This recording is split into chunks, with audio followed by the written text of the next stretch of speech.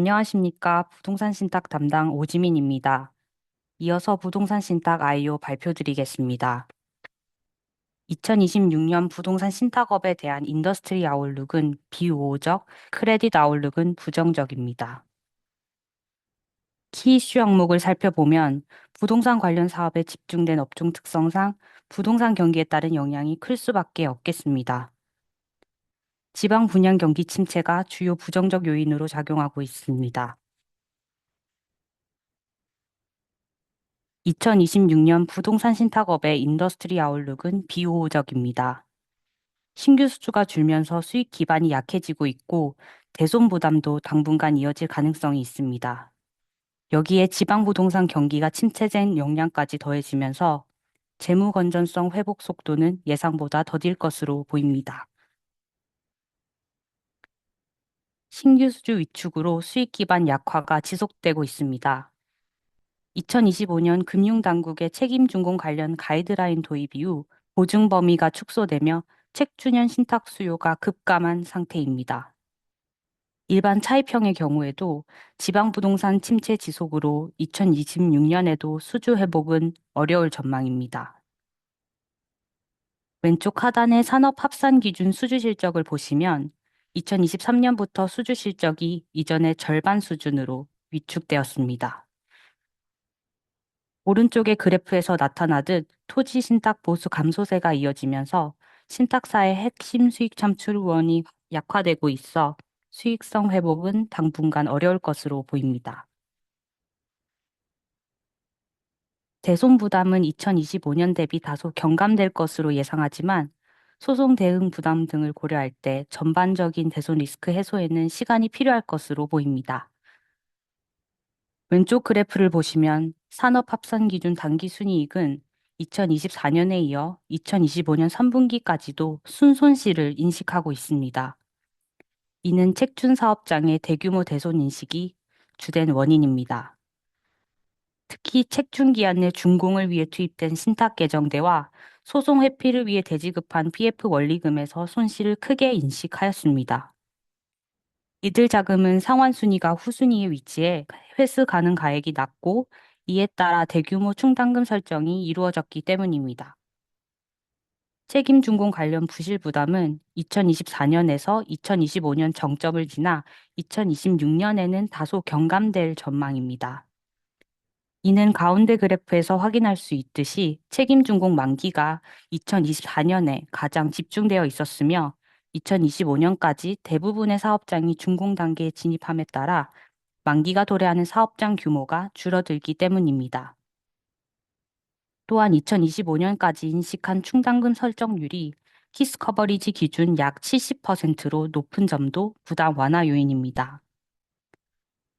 다만 책준기한 만기 연장에 따른 지연 가능성과 소송 대응 부담 확대는 대손 부담의 불확실성을 유지시키는 요인입니다. 여기에 차입형 사업장의 분양 부진이 지속될 경우 사업성 저하로 대손 비용이 확대될 수 있어 2026년에도 일정 수준 이상의 대손 부담은 이어질 가능성이 높습니다. 다음으로 지방 부동산의 부진한 분양 성과를 고려할 때 신탁 개정대의 회수 지연이 예상되며 이에 따라 부채 비율 등 재무 건전성은 단기간 내 회복되기 어려울 전망입니다. 신탁 개정대를 투입하는 과정에서 차입 부채가 확대되었고 산업 합산 부채 비율은 2025년 9월 말 91.3%까지 지속적으로 상승하였습니다. 현 수준의 부동산 경기 지속을 가정한 스트레스 테스트를 해보았습니다.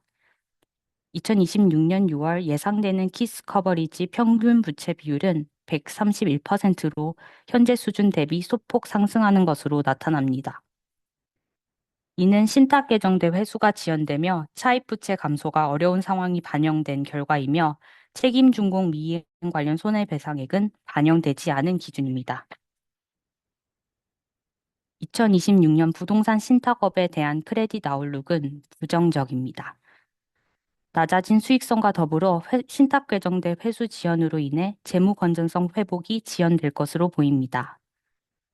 특히 책임 준공 미행 사업장의 질적 리스크와 재무 부담이 높은 업체는 신용 등급 하향 압력이 지속될 전망입니다.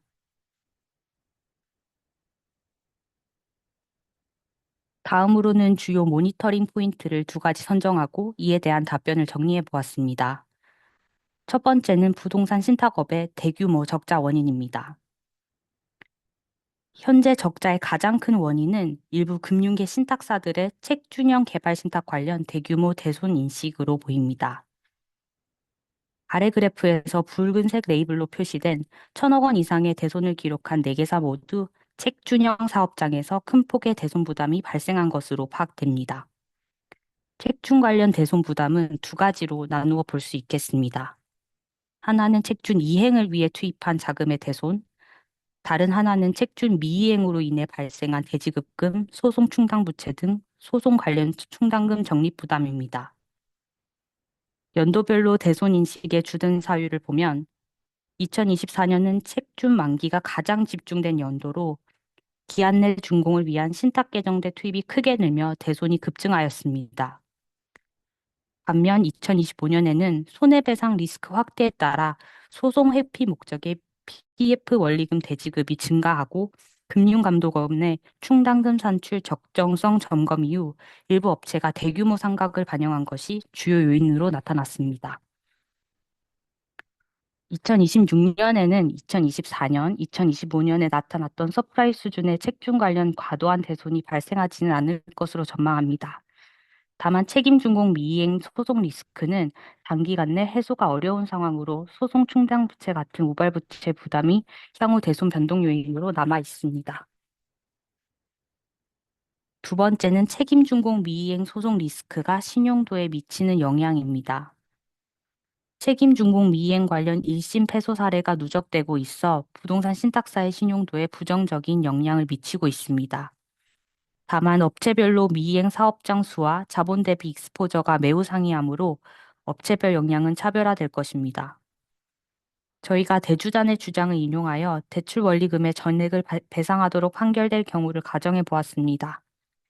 결과를 보시면 책준 미행 사업장 수가 하나도 없어 영향이 전혀 없는 업체들도 있으나 책준 미행 사업장 수가 18개에 달하며 미이행 관련 손해배상액이 자기 자본의 0.6배로 상대적으로 부담이 큰 업체도 확인됩니다.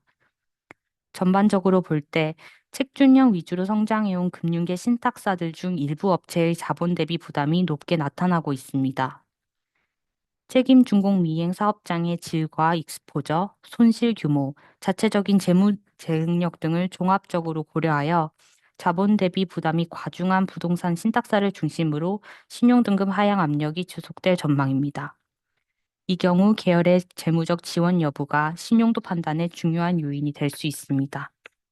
이상으로 부동산 신탁업 발표를 마치도록 하겠습니다. 감사합니다.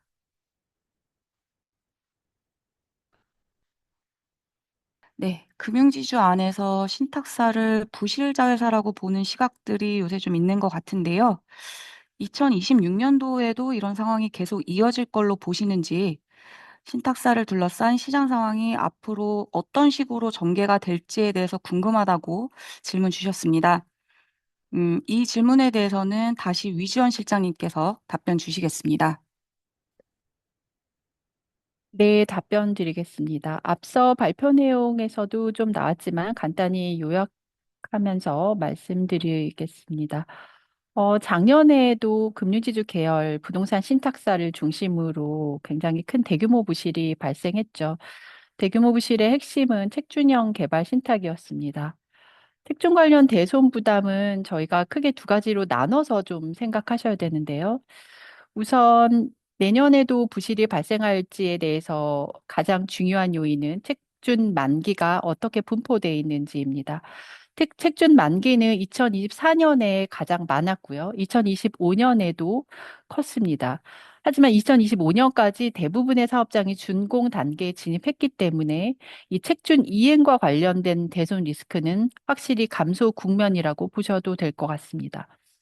다만 지금부터 불확실성이 더 커지는 부분은 다들 예상하시는 것처럼 책준 미이행 관련 위험입니다. 책준 미이행 사업장과 관련해서는 소송만 이루어지는 것이 아니라 대주단과의 협의하에 일부 자금이 상당히 대지급이 되고 있습니다. 하지만 이런 부분은 단기간 내 해소가 어려운 부분이었기 때문에 2026년 이후에 계속적으로 추가 부담이 있을 것입니다. 2025년까지 부동산 신탁사들의 1심 패소 사례가 계속 누적되고 있습니다. 1심 패소만으로도 공탁금 납부나 소송 충당부채 계상 등 재무적 부담이 즉시 발생하는 구조이기 때문에 2025년까지 누적된 미이행 사업장에 대한 우발 부채가 점차 현실화될 것으로 예상합니다. 금융지주사들이 이미 2024년, 2025년까지 대규모 자본을 수여했지만 현재 지원한 금액 이상의 미이행 관련 리스크가 잔존해 있는 상황입니다. 따라서 2026년에도 소송 관련 재무부담 발생 시 추가 지원이 필요한 상황이고, 금융지주 관점에서는 이와 관련된 우려가 여전히 남아 있을 것이라고 보는 것이 합리적일 것 같습니다. 네, 이상입니다.